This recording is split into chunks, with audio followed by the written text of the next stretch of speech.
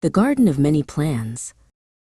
In the suburbs, the school garden was the best place to be. Amara was in charge of the big project this year.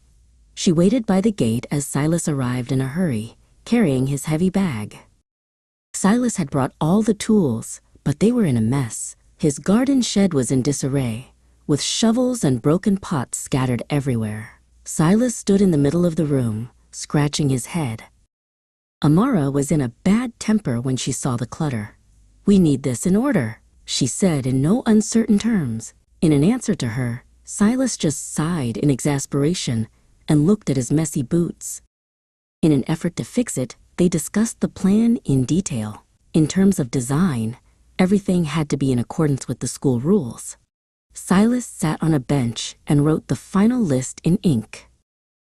They needed new seeds in aid of the local bees.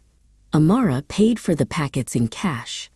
In return for her help, Silas promised to plant every single one while he was in high spirits.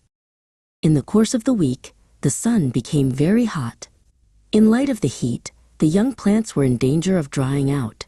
Amara was in low spirits as she touched the dry soil.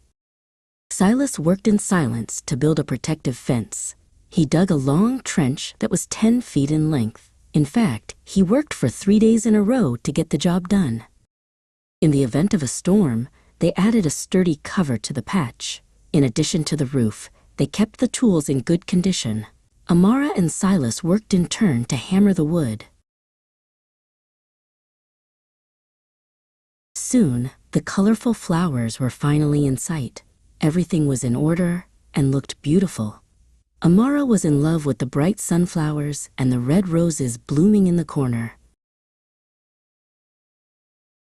In conclusion, the project was a success, and the garden stayed in fashion all summer. In due course, they learned to work in moderation.